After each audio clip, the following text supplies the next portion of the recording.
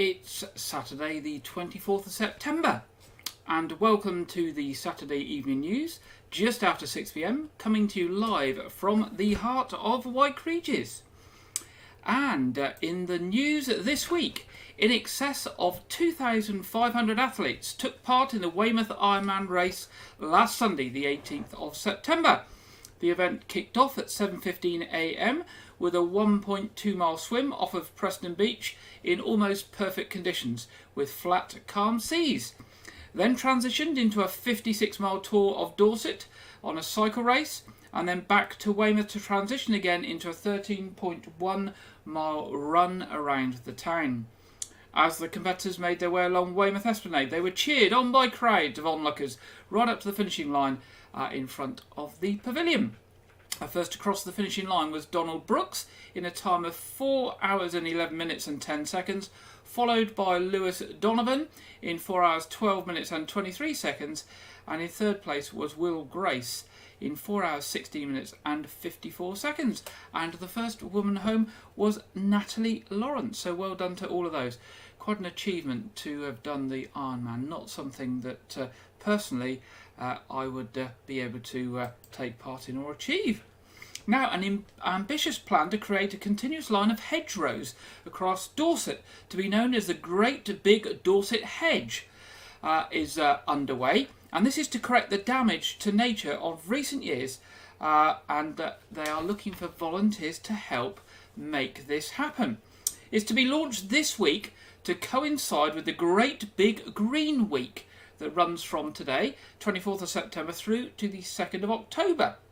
The project aims to cover the county in hedgerows from east to west and north to south in an attempt to recreate the ancient network that existed until the last century. The project is being promoted by Dorset Climate Action Network and they're looking to improve land use in Dorset and aiming to set up a network of volunteers to walk the footpaths and trailways of Dorset, to survey the hedges and provide data that will be fed into a comprehensive map of the whole county. The map will then be used to identify what exists, where hedges need help, and places where they need to be added. The survey of existing hedgerows and areas where hedgerows would ideally be sited is only the first stage in quite a large project. The project also links in with other hedgerow projects, such as the Council for the Preservation of Rural England's Hedgerow Heroes, the People's Trust for Endangered Species Healthy Hedgerows campaign. Now, if you're interested in taking part in walking and surveying, first of all, and to find out more about the project and the mapping, pop along to the website at www.dorsetcan.org/hedge, or join the project. You can contact Great Big Dorset Hedge at gmail.com. So the website is www.dorsetcan.org/hedge, or for more information or to join the project, Great Big Dorset Hedge at gmail.com. Now, on the 1st of October, local residents are invited to visit Tumbledown Community Asset. I think it's a community farm. It sounds a bit formal, community asset, doesn't it? During an open day, and see how Weymouth Town Council is transforming it for the benefit of the local community.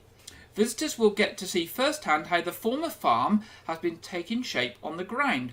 From the growing fields where produce is grown for veg boxes, with some of the supplies being shared with the Nest social supermarket. And there's also a forest school space which provides outdoor learning experiences for children and families.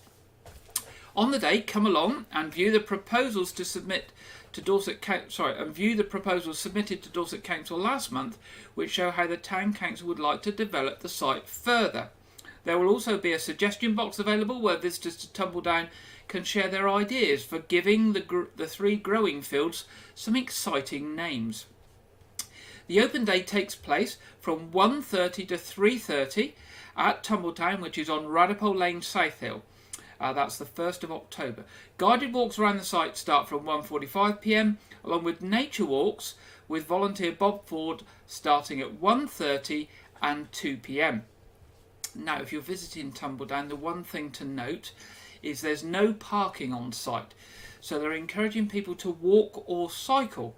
If you can't walk or cycle and you need to go by car, then car share if possible, and park nearby in the car park at Southhill.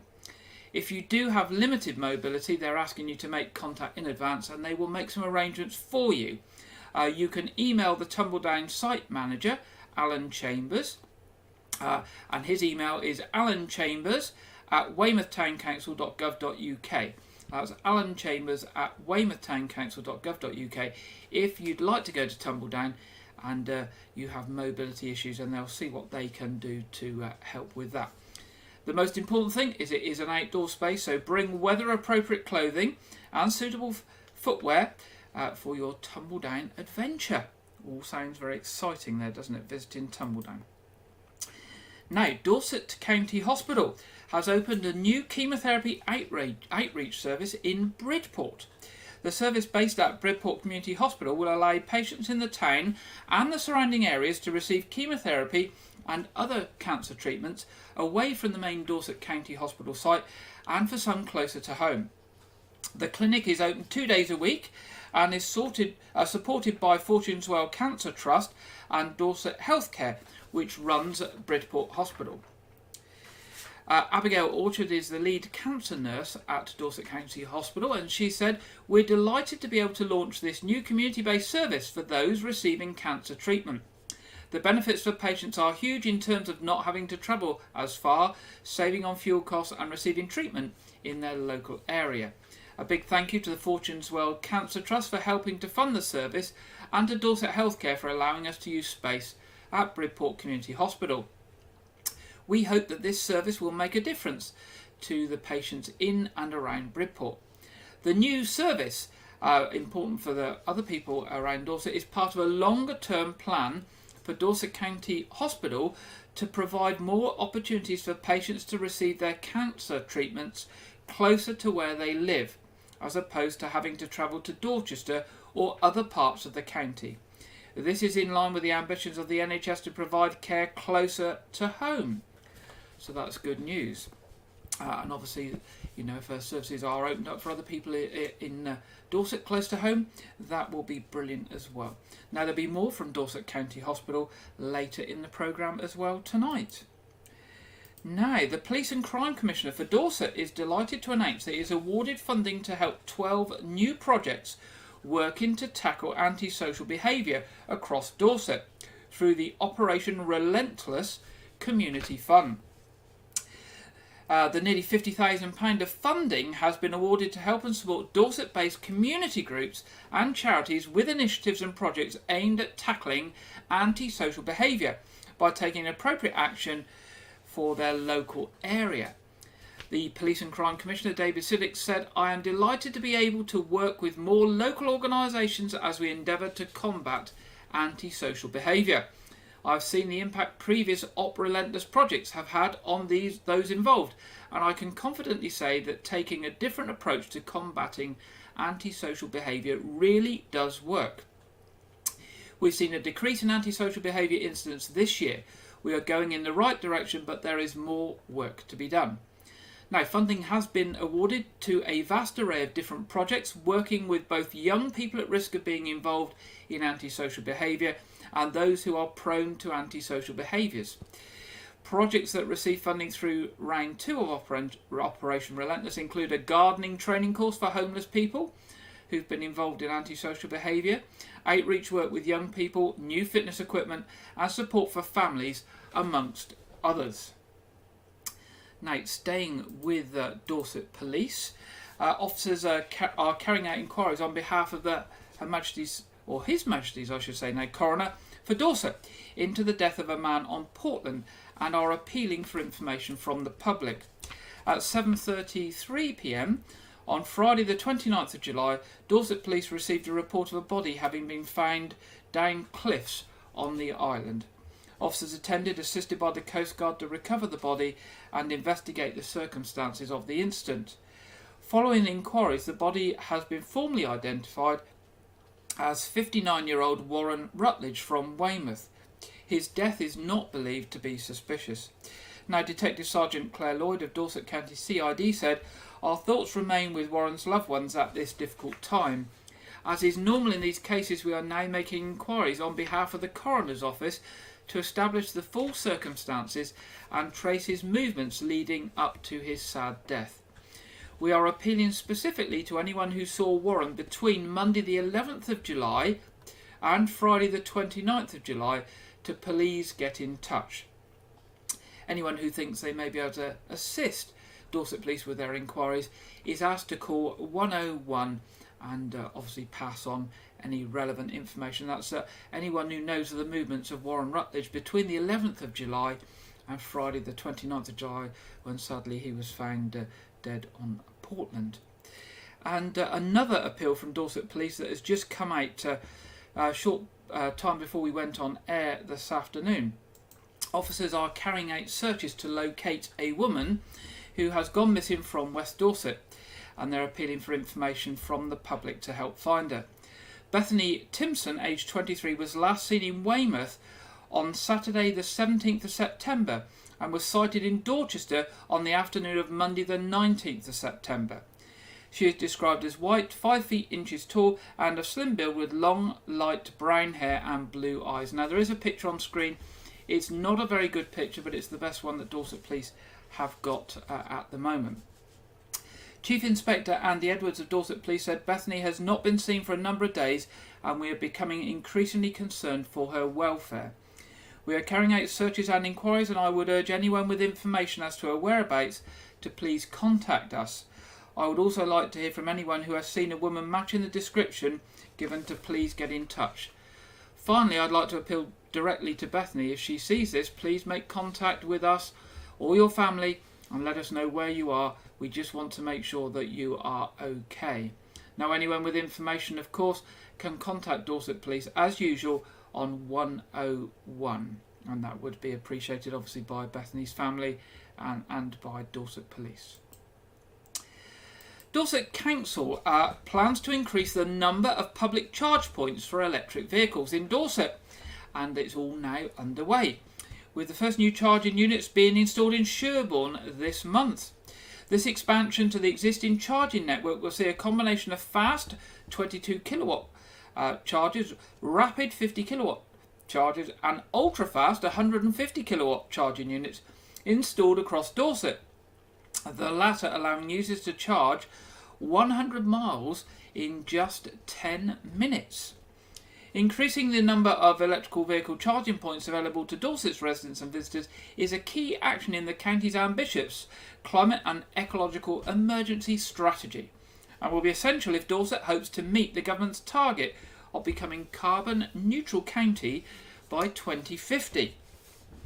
Now, the new charging points, which are being installed by Juju Charging, are planned for the following locations. Now, I'm not covering all of the locations across Dorset, but just those in our prime area. So, Derngate Street car park in Dorchester, the Noath car park in Weymouth, Lodmore car park in Weymouth, Swannery car park in Weymouth, Old Market Yard car park in Sherborne, and Fairfield Longstay car park in Dorchester. Funding to install and manage the new charging points is coming from a mixture of sources, with the main bulk of the cost, 77% of it, being met by Joju and their funding partners Mer. The remaining costs are being funded by the council through a mixture of developer funding and from the government. Now, a West Dorset dairy farmer has pleaded guilty to causing unnecessary suffering to a cow and a calf by failing to care for them, along with a series of other offences relating to conditions on their farm. Now, there were pictures with this report which I've decided not to broadcast because they were quite horrendous. Erosa Limited, who operate Higher Kingston Russell Farm near Winterbourne Abbas, appeared at Poole Magistrates Court for sentencing on the 20th of September, having pleaded guilty to 7 offences at an earlier hearing. These offences were against animal health and welfare, animal byproducts and feed legislation, and were brought to court following an investigation by Dorset Council Trading Standards. They were fined a total of £52,650 and ordered to pay prosecution costs of £6,186. The court heard how officers visited the farm in April 2021 together with a vet from the Animal and Plant Health Agency. they found 3 calves that were clearly sick and emaciated, dirty pens, water troughs and feeding equipment, and a cow with a badly injured front leg that had not received veterinary treatment for 3 months. They also had to free a calf trapped in wire that had been left in a field with livestock.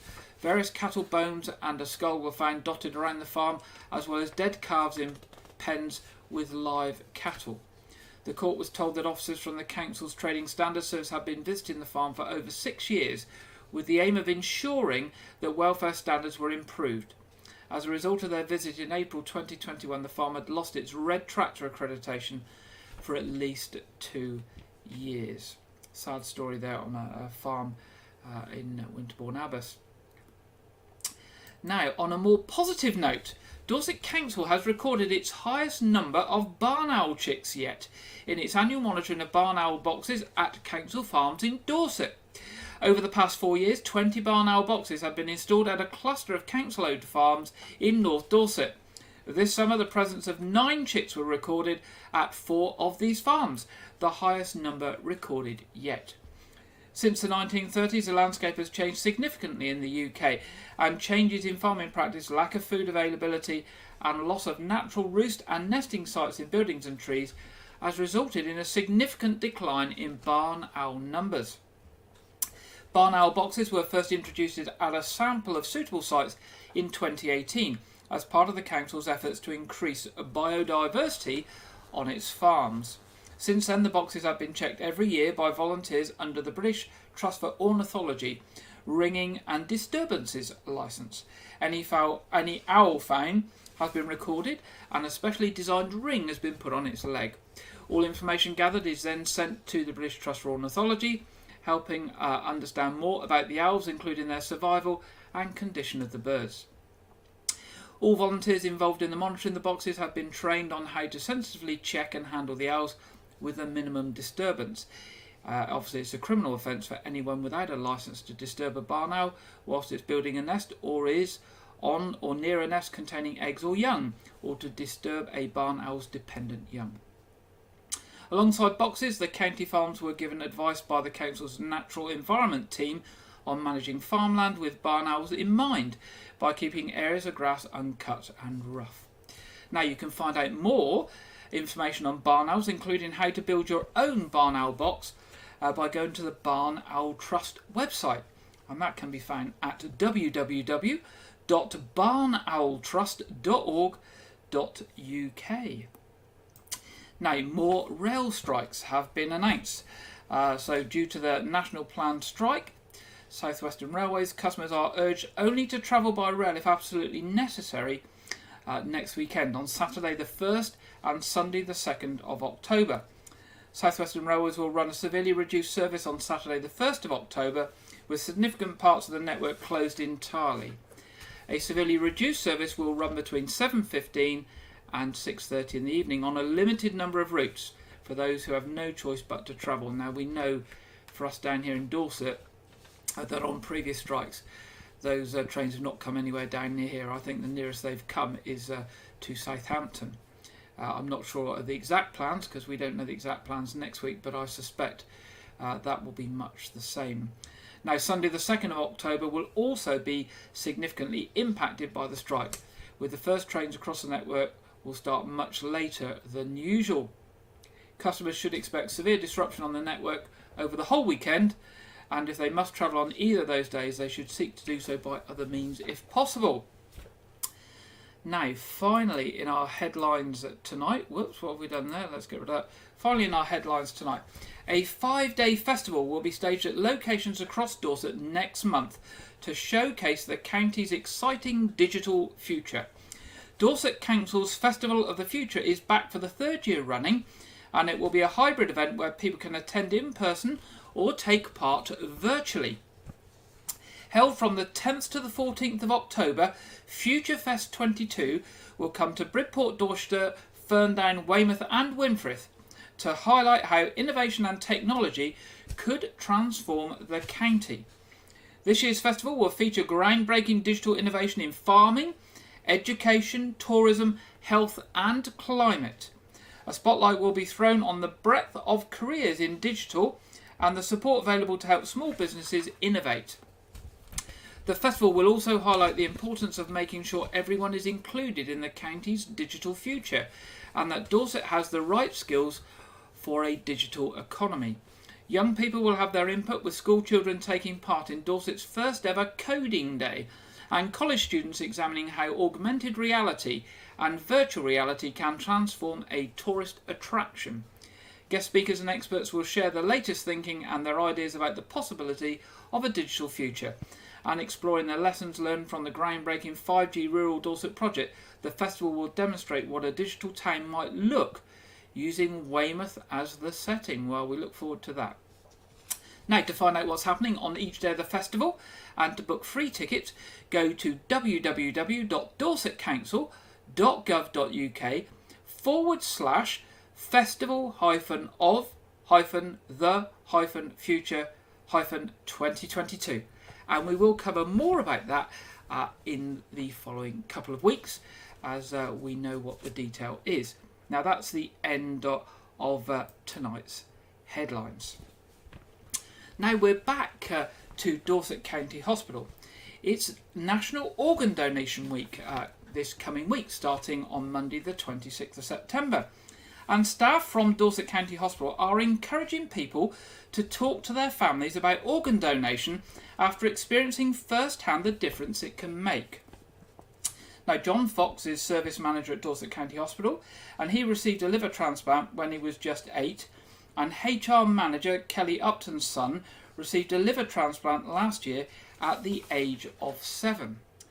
They are sharing their experiences as part of National Organ Donation Week, which, as we say, runs from the 26th on Monday to the 2nd of October, and are asking families to talk to each other about their wishes. Nationally, somebody dies every day in need of an organ, and there are almost 7,000 people currently on the active transplant waiting list. Now, Kelly's son Louis has a rare genetic condition and was added to the transplant list in 2019, and Kelly's going to tell us about that now. So Louis was born with a rare genetic condition that we had no idea about when he was born.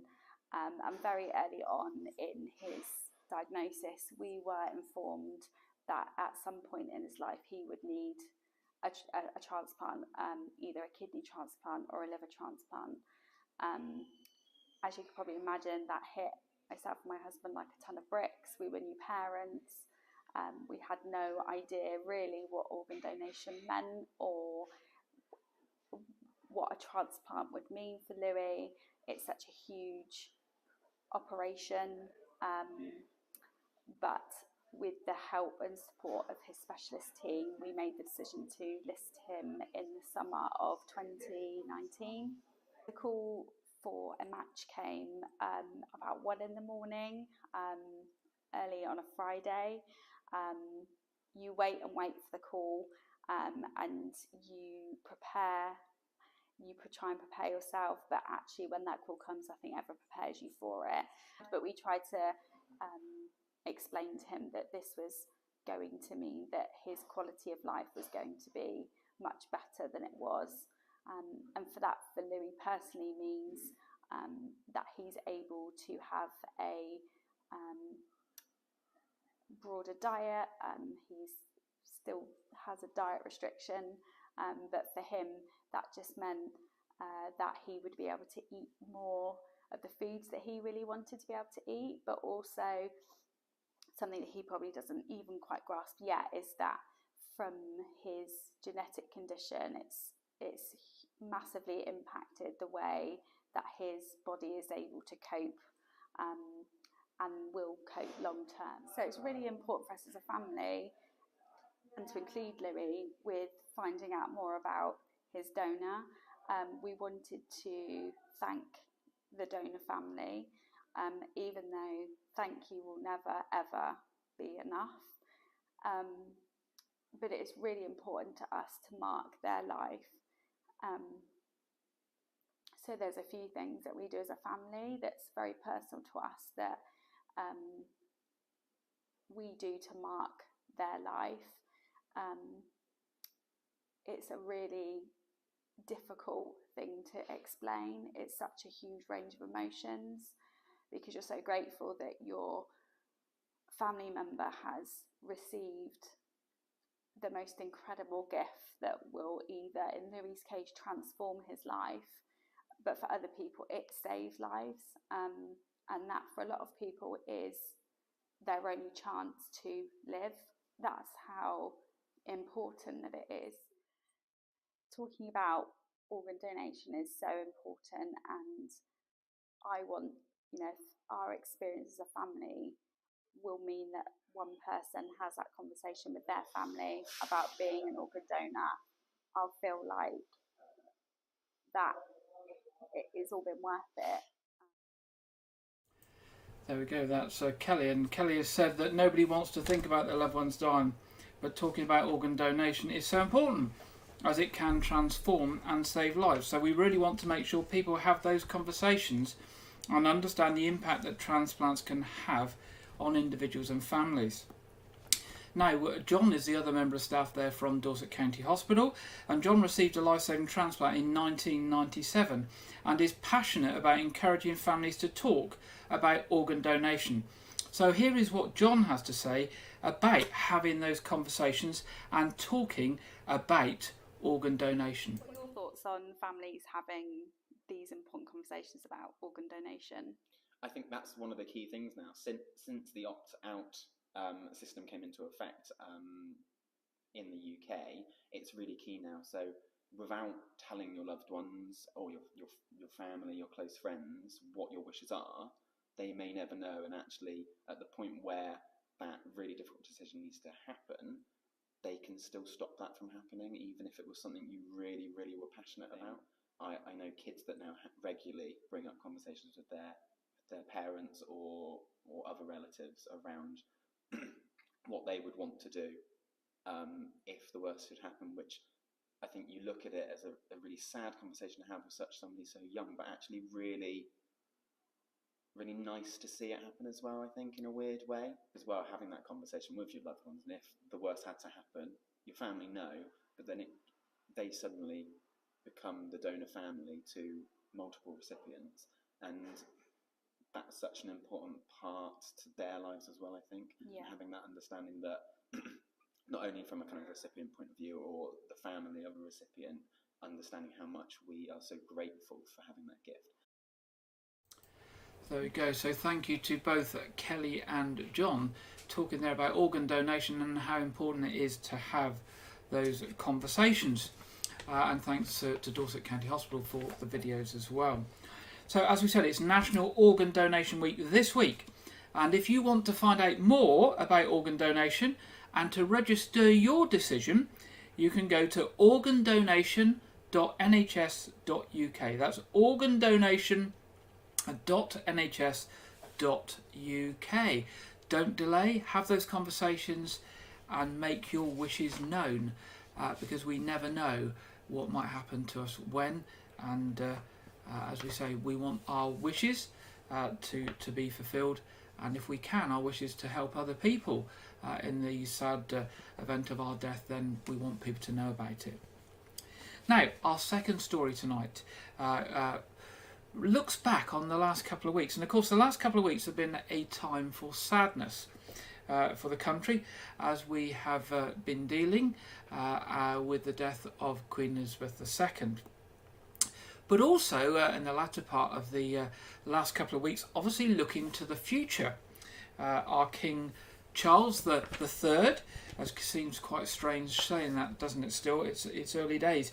He acceded to the throne and of the United Kingdom and the other Commonwealth realms immediately upon the death of his mother, Elizabeth II, on the afternoon of the 8th of September 2022, and in fact before any of us even knew that Queen Elizabeth had died. Royal succession in the United Kingdom occurs immediately upon the death of the reigning monarch. Now, the formal proclamation occurred on the 10th of September, the following day, no, it was 2 days later, wasn't it, at 10 o'clock, and where the Accession Council gathered at St James's Palace in London. And I actually watched it, that happen live on the TV, and something that nobody had ever seen before. Even the people who were in the room had never actually been at the Accession Council before. Now, following the proclamation at St James's Palace, proclamations were made in Wales, Scotland and Northern Ireland and other countries where the King is the head of state, and of course across the Commonwealth. Throughout the UK, the proclamations were also read out by local authorities in local areas. Now, for us, the first reading was at Dorset County Council's headquarters at County Hall in Dorset, where it was read out by the High Sheriff at 1 p.m. on the following day, Sunday the 11th of September. And then later in the afternoon, it was read out in Weymouth, I think by the Mayor, at the Jubilee Clock.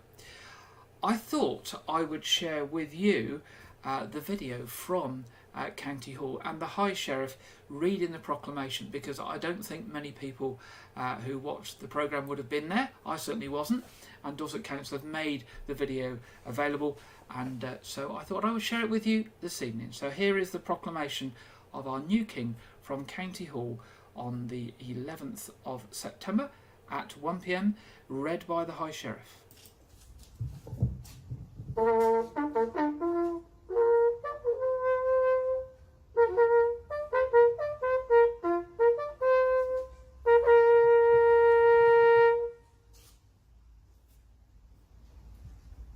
Whereas it has pleased Almighty God to call to his mercy our late Sovereign Lady, Queen Elizabeth II, of blessed and glorious memory, for whose decease the crown of the United Kingdom of Great Britain and Northern Ireland has solely and rightfully come to the Prince Charles Philip Arthur George.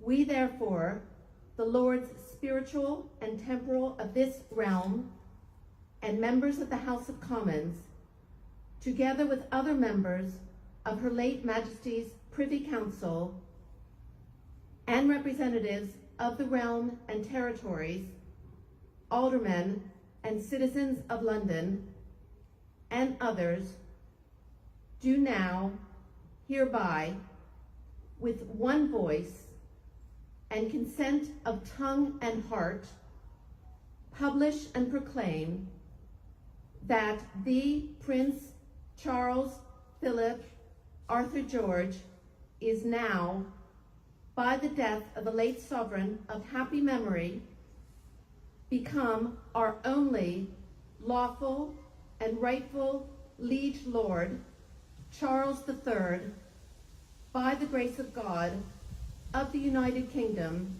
of Great Britain and Northern Ireland, and of his other realms and territories, King, head of the Commonwealth, defender of the faith, to whom we do acknowledge all faith and obedience with humble affection, beseeching God, by whom kings and queens do reign, to bless his majesty with long and happy years to reign over us.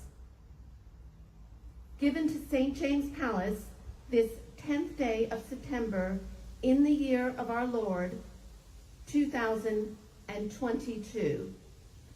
God save the King. God save the King. There we go, that was the proclamation being read from County Hall on the 11th of September. And of course, in times gone by, without modern communications, the way that people would learn of the death of the monarch and the new monarch would be these messages coming out and being read across the country, and that tradition has continued. And with the High Sheriff there was the High Sheriff's chaplain, the Bishop of Sherborne, the Lord Lieutenant, and the leader of Dorset Council. And thank you to Dorset Council for the video. Now we come to that time in the programme where we go over to regular contributor Andrew Wright for this week's film review and preview. Over we go to Andrew now. Welcome to Wyke Regis TV Film Review and Preview. I'm Andrew Wright. This weekend is the worldwide release of actress and director Olivia Wilde's highly anticipated second directorial effort, Don't Worry Darling. The film is a psychological thriller set in a 1950s American town and stars Florence Pugh and Harry Styles as a young, happy couple whose utopian community begins to show cracks. The film suffered a troubled production, with infamous actor Shia LaBeouf originally attached to star, as well as reported tensions between Pugh and Wilde. The film premiered at Venice International Film Festival earlier this month, where critics' reviews were more mixed than originally anticipated, with critics praising the performances of actors Florence Pugh and Chris Pine, but criticising the performance of Harry Styles, as well as the writing and directing. The film is in cinemas this weekend, courtesy of Warner Brothers Pictures. This weekend is the re-release of the 2009 film Avatar. Avatar is directed by James Cameron, most notable for Terminator and Titanic, and stars Sam Worthington and Zoe Saldana, and revolves around human habitation and colonization on a habitable moon in the future, where a mining operation puts the native species at risk. Avatar was developed with James Cameron personally developing groundbreaking new motion capture visual effects and 3D technology. The film was a surprise hit in 2009, with critics praising the groundbreaking visual effects. The film was nominated for 9 Oscars, including Best Picture and Best Director, and won 3, including Best Cinematography and Best Visual Effects.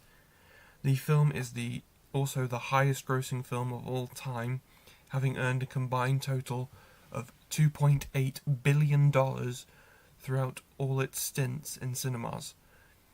This new re-release contains remastered picture and sound, and is meant to prepare audiences for the new sequel, The Way of Water, which is finally releasing after nearly a decade of delays, and again features groundbreaking new visual effects technologies, including sequences of at least 7 minutes in length being filmed underwater with multiple actors in motion capture, including child actors.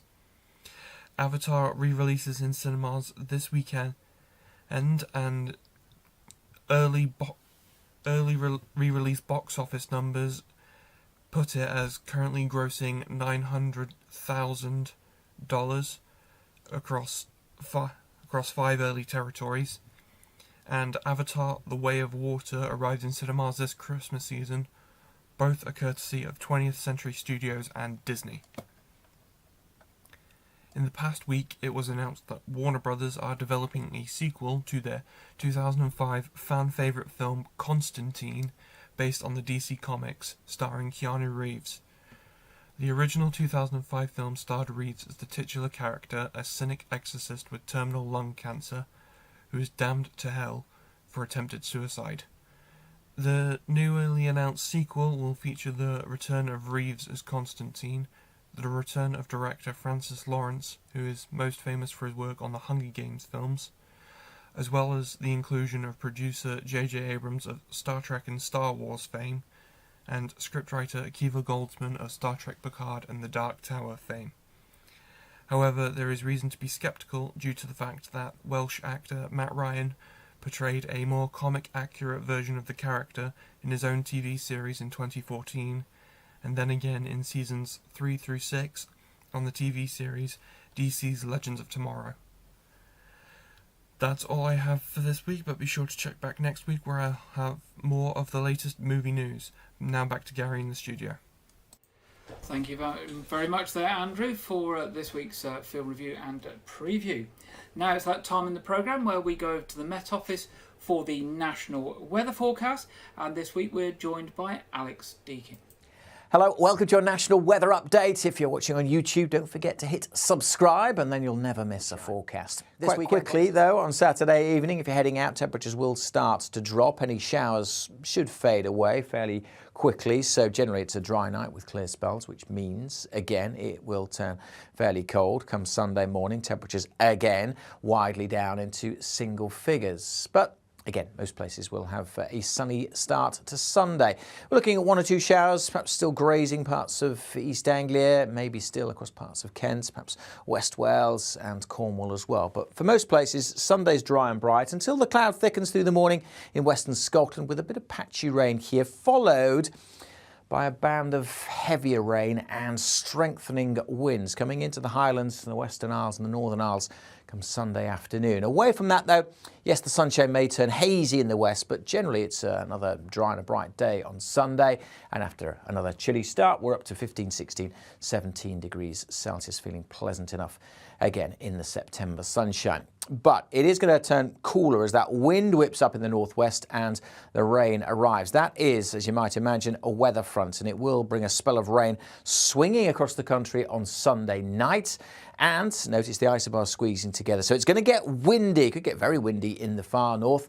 Gusty conditions, and that weather front also switching the winds around, bringing down northerly winds and bringing down colder air as we head into Monday. So turning colder for Monday with a brisk wind and a fairly significant wind chill. So big change for Monday. Keep up to date with developments as we go through the weekends by following the Met Office across social media. Thank you very much there, Alex. That was the national weather forecast. So a change there, getting a bit chillier and a bit of a front coming down. Let's see what we have in store locally here for the week ahead. Well, there we go, a bit cooler, changeable with some rain.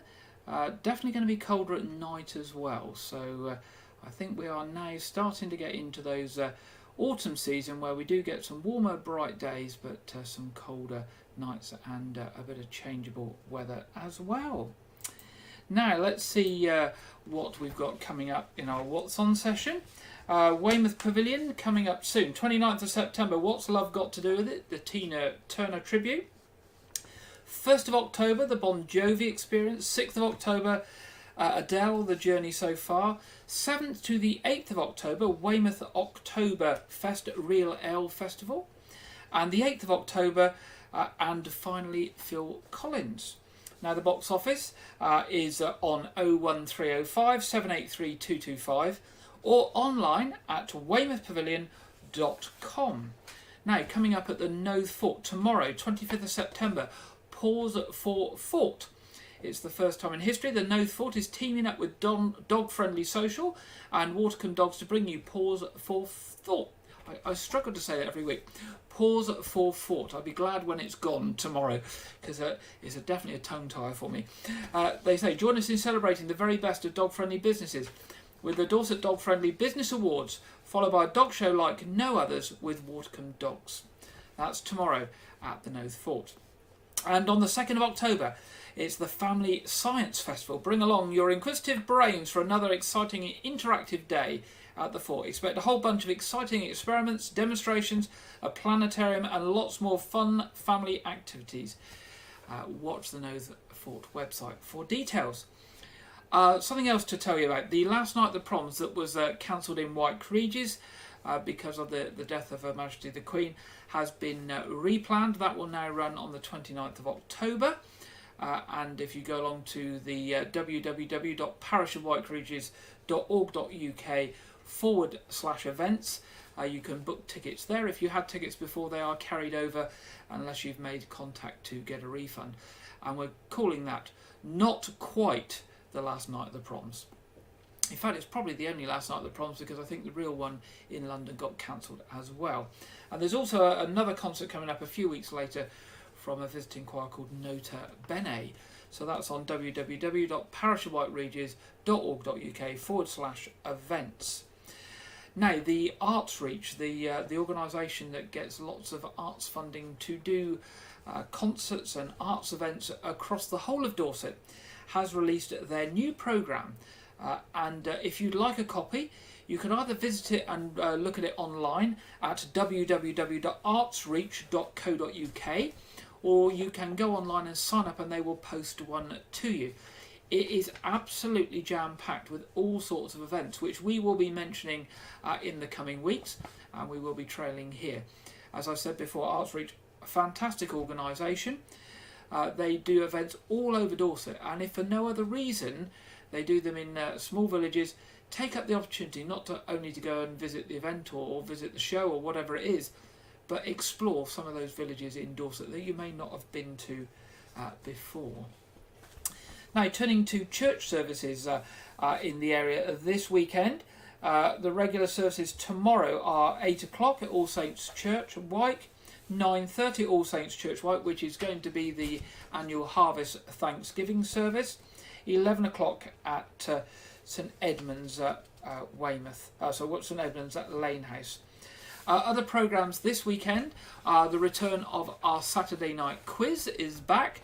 I'll be joining you for that at 7:30 with the stream going live at 7:15 and the quiz starting promptly at 7:30.